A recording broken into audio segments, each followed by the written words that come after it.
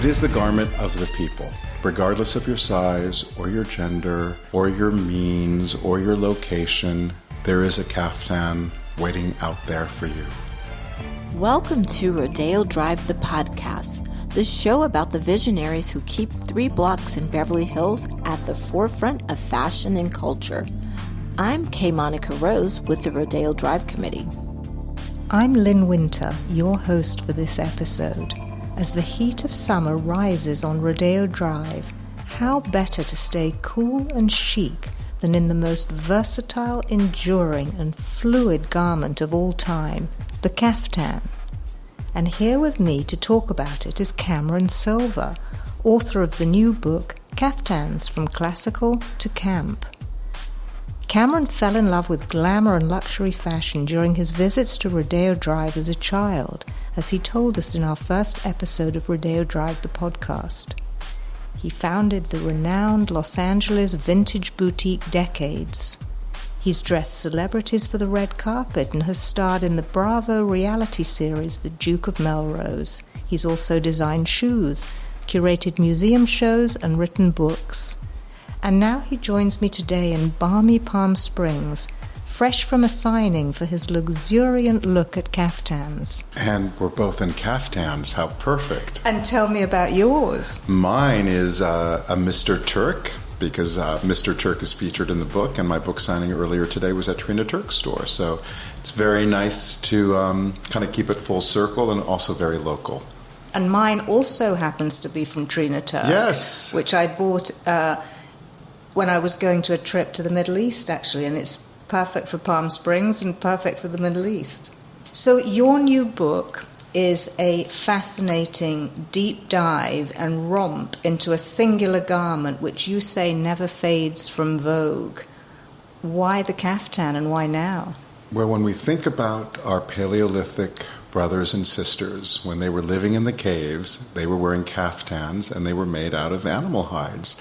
So I think this garment has certainly an endurance.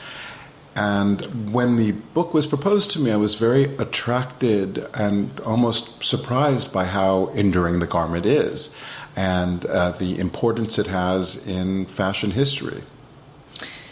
So you mentioned, I believe, in the book that your grandmother would wear house coats and that maybe this was like the beginning of your interest in this type of garment? Yeah, definitely. I have a lot of recollections in what my grandmother would call a house coat. And a caftan, is known by very many names. But it is this wonderful garment of comfort that's size inclusive, that's gender fluid, that can be modest or sexy. It can be voluminous or follow the lines of the body. It can be luxurious or very accessible. And it's the original DIY garment.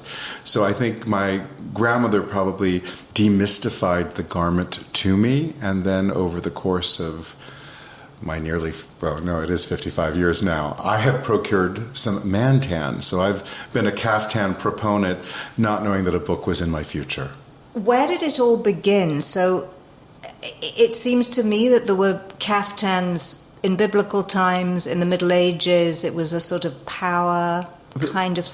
Tell us about that. The etymology of caftan is Turkish, but it's called by very many different names depending on the culture, but it is this unusual garment that exists on every continent. I always say, like, Jesus wore one, so did Moses, Muhammad, and Buddha. There are interpretations. So it is a garment that has had fashion moments in every century.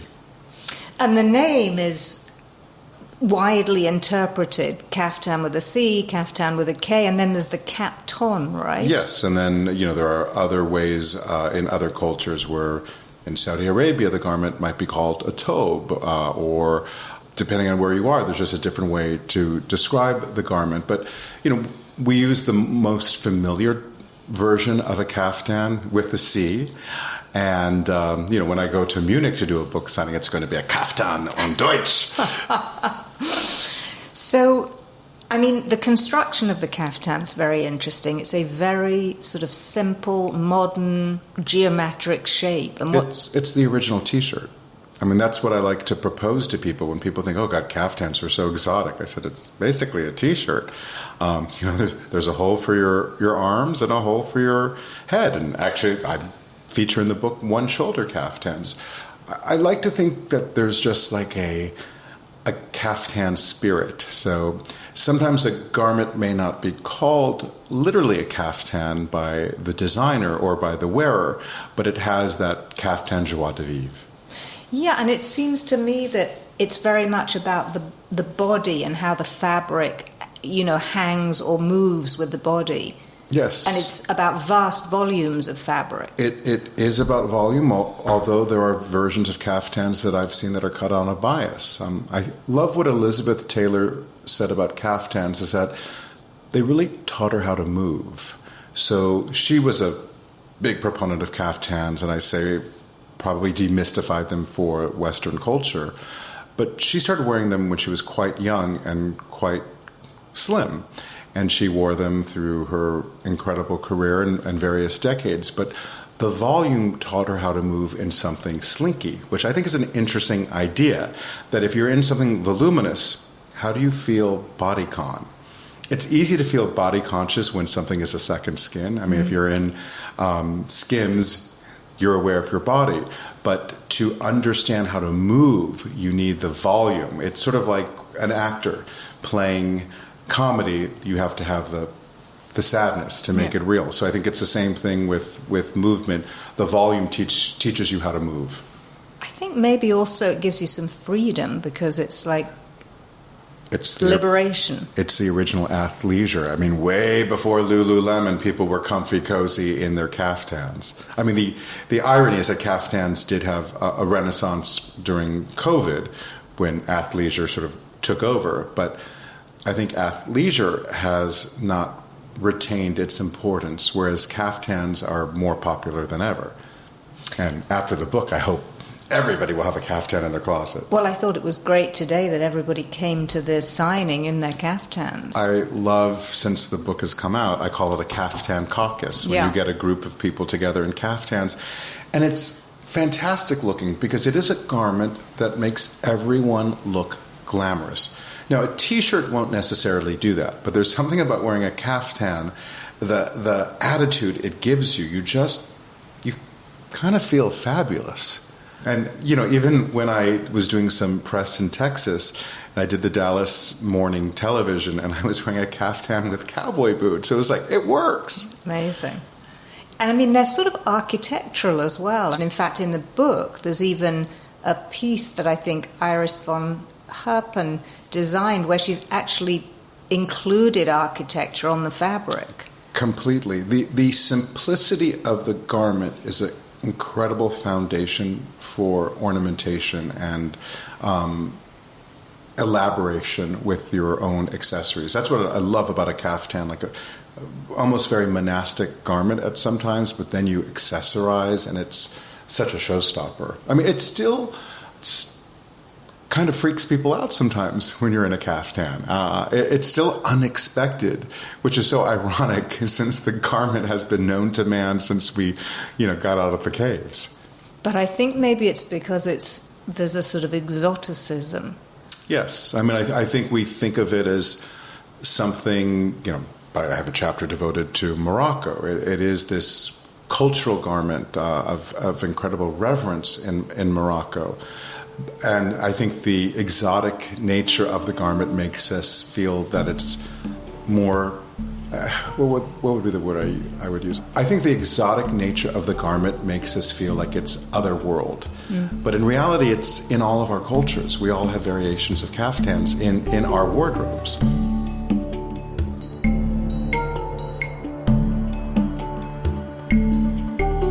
I was reading during Caftan Week in Morocco that Vogue Arabia had been sort of elated that Armani Privé, I think in their Paris collection, had this piece that was like a caftan. So it was very honoured, proud to see the caftan on the catwalk. I was doing a book signing in Southern California, and a woman of Moroccan descent came, and I was wearing a caftan, and she was so excited because it is a celebration of a national dress in Morocco, and we get to have it on the runways of the greatest couture designers. I mean, lately, almost every runway show I've gone to, there's been a variation of a caftan. It's also pretty easy to sell.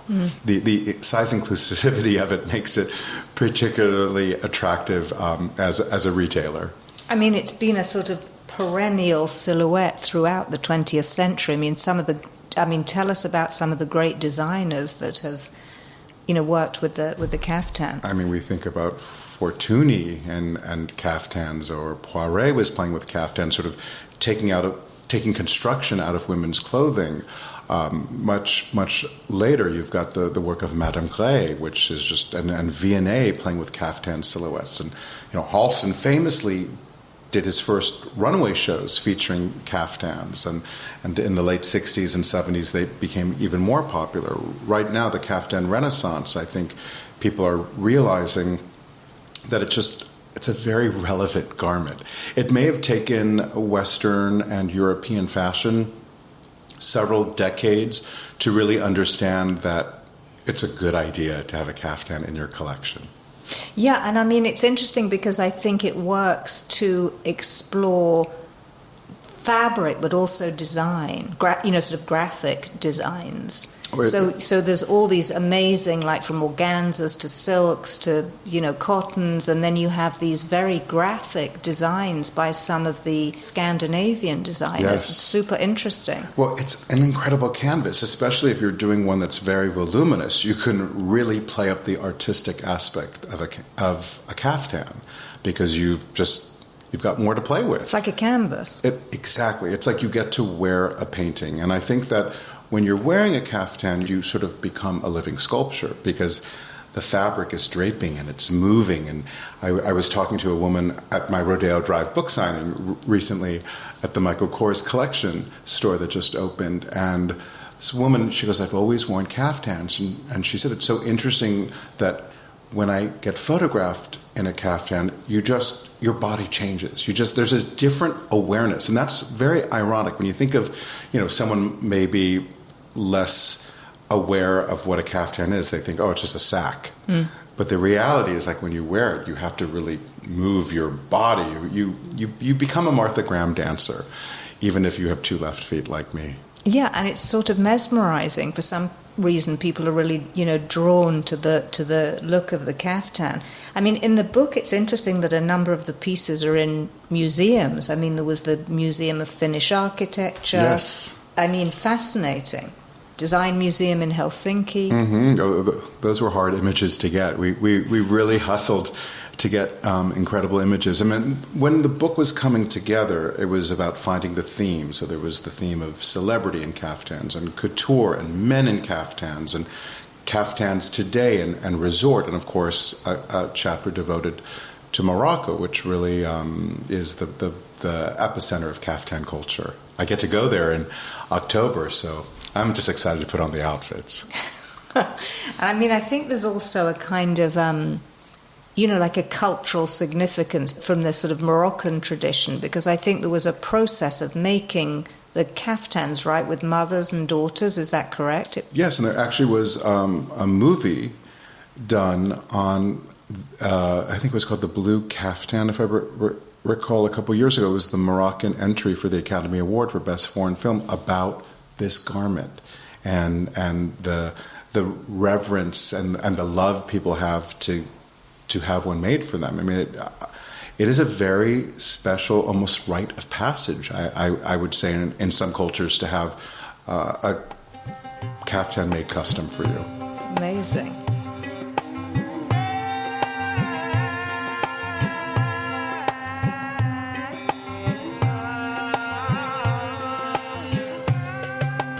Obviously, talking about Beverly Hills, I read that Kyle Richards from Housewives of Beverly Hills actually has a series of caftans in her fashion line. Yes, she's got a caftan collection. I mean, I have early memories on Rodeo Drive at Giorgio of Thea Porter caftans. Amazing. Yeah, so Thea Porter is featured in the book. Yeah. Really kind of was the couture queen of caftans out of the UK, but Giorgio famously would sell the caftans, and I can remember them in like the early 70s because, you know, I got my initial fashion education just walking up and down Rodeo as a little kid since I grew up the block.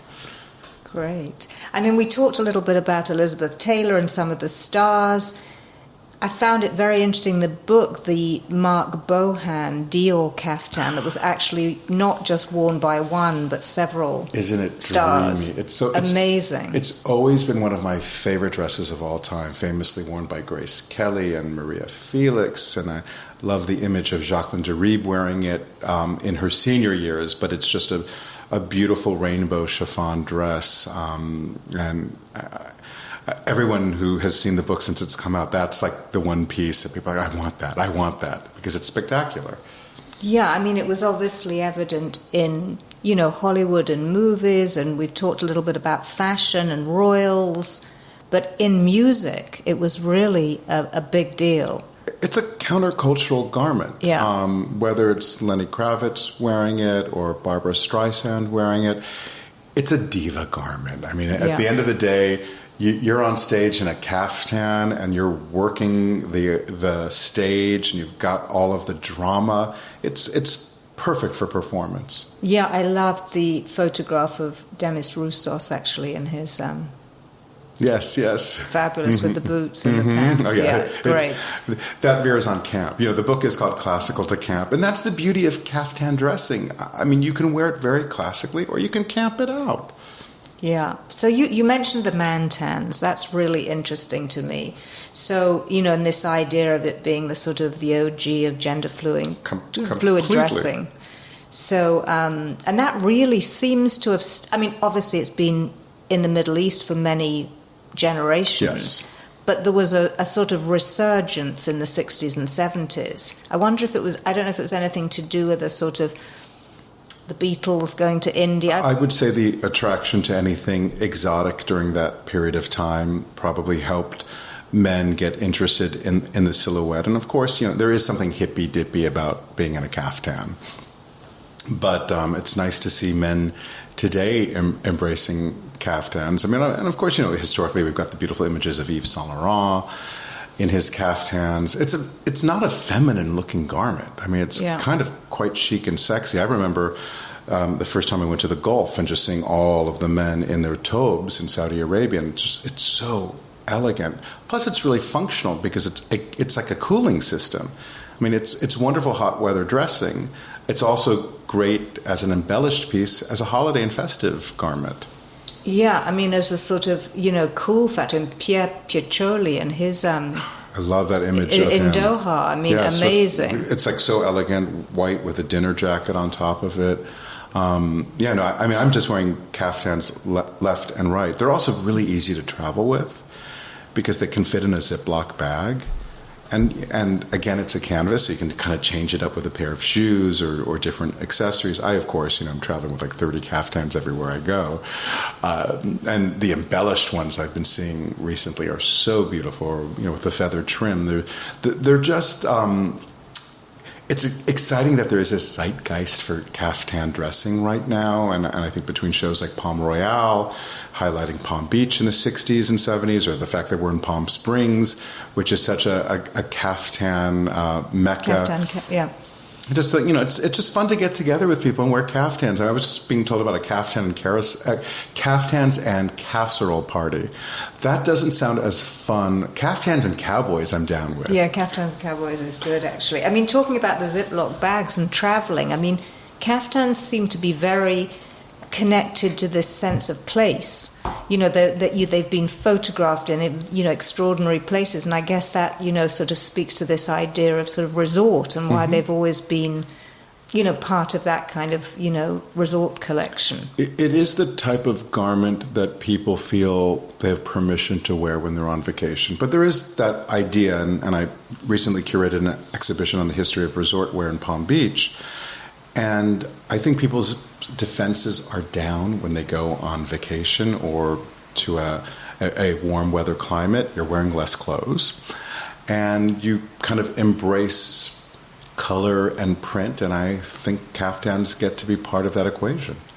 I mean, you said in the book that, you know, it's a very egalitarian garment, but resort is, you know, really a sort of jet-setty kind of idea. That's the irony, is that this garment that is completely working class accessible can also be worn by people arriving to St. Bart's on their own, you know, G650. That's the fanciest one now, right? The G650, yeah. Who knows? I know. but we should know. But like, what other garment is there that's worn by people without means as well as people with too many means? It's, at the end of the day, it's the same shape. And then you've actually in the book, that's documented through these Slim Aarons photographs, where that's exactly what it is. It's these sort of unusual juxtapositions of, you know, quotidian life with a caftan. There is this notion that it is like a RPG, rich people garment, but it's everybody's garment. It is the garment of the people, regardless of your size or your gender or your means or your location. There is a caftan waiting out there for you. Absolutely.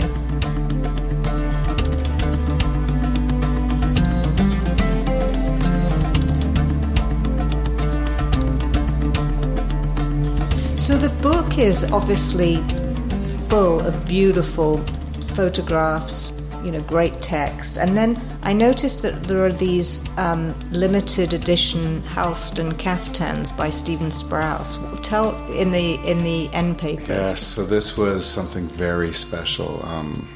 Leslie Frowick, Halston's niece, I reached out to, and I said, I need something Halston for my book, but like I don't want like the typical image. And she found these sketches that have never been shown before of Stephen Sprouse doing variations of these incredible Halston caftans. So it's perfect for the end pages. And I remember, like, she said, "Are these interesting to you?" And I'm like, "Yes." Yeah, they look beautiful. They're to have so the great. I illustrations. mean, I think it would be beautiful to do. Like, I'd love to see a caftan made of those images being printed on fabric.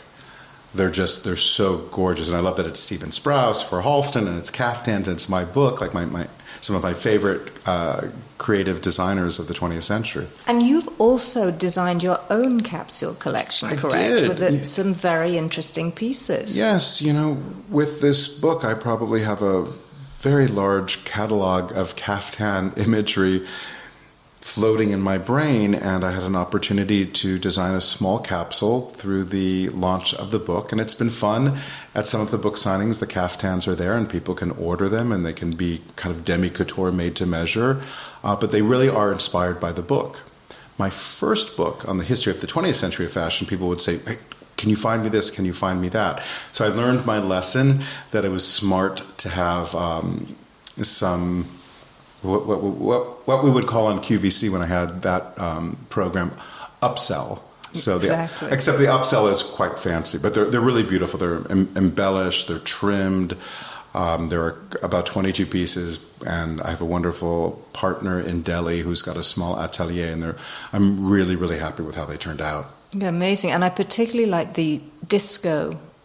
The disco range, theme, the yes. disco theme. So that's pretty great, yes. actually. They're day to evening caftans. Some are. I mean, listen, I'm a big lover of day to evening everything, but there are some that are much more elaborate, some that are more minimal, some that are sequins, some are super voluminous, some are one shoulder. It really was about capturing what I learned in doing my caftan research and creating different variations of these caftans that have been inspiring me the last few years. Fantastic. And you speak a lot about the spirit of the caftan. What do you think the caftan captures today? That's a good question. I think when you wear a caftan today, it's really about the lineage to our original cavemen and women. And just realizing that with evolution and industrial age and all of the things that got us to where we are in the 21st century, this is something that's been there since then, and it's just morphed into different silhouettes and different fabrics. But at the end of the day, this is something that takes us back to the beginning. So where have you traveled with this book? So I've been in the last 2 weeks to Houston twice, Dallas, Marfa, Austin, Chicago, Rodeo Drive, South Coast Plaza, Palm Springs, going to Manhasset, Madison Avenue, Charleston, D.C., then Europe begins. The book gets premiered at the PT in Florence, so I'm very excited about that. And then I go to Munich and Berlin and doing a book signing in Paris at the start of the couture shows. Then a friend is having a party in Mykonos for 3 days, and includes a Caftan party, and I'll be in Nantucket and the Hamptons this summer. It's kind of amazing that this really old-fashioned garment has a lot of interest. And truthfully, when people say, "Why are you running around so much to sell a book?" I said, "This is how you sell a book." And it's exciting to let people know that the Caftan is a lot more than what I thought initially. And just today in Palm Springs, talking to 4 sort of more mature people, and they loved kind of understanding the importance of the Caftan in civilization. Exactly. And have you had the same reaction everywhere you've gone? It's been really kind of fantastic to see people in cowboy hats and caftans and stiletto shoes and caftans and showing up in open caftans with bikinis. I love all the young people who are into caftans. It's quite a festival kind of thing. It is. It's a big thing for festival attire. I hope that if we can look at the Caftan as like the United Nations of fashion, and maybe this book can help us unify our conflicts and realize we're more similar than we are different. Once you put everyone in a caftan, we're basically the same. Well, that's an amazing point and probably a good place for us to conclude. Well, let's hope caftans heal the world a little bit. I hope so too. Thank you so much, Cameron Silver, author of Caftans From Classical to Camp. You can hear more from Cameron on Rodeo Drive the Podcast, Season 1, Episode 1. Rodeo Drive the Podcast is presented by the Rodeo Drive Committee with the support of the Heyman family, 2 Rodeo Drive, Beverly Wilshire Four Seasons Hotel, and the Beverly Hills Conference and Visitors Bureau. This episode was hosted by Lyn Winter. I'm Kay Monica Rose with the Rodeo Drive Committee. Join us on Instagram at Rodeo Drive.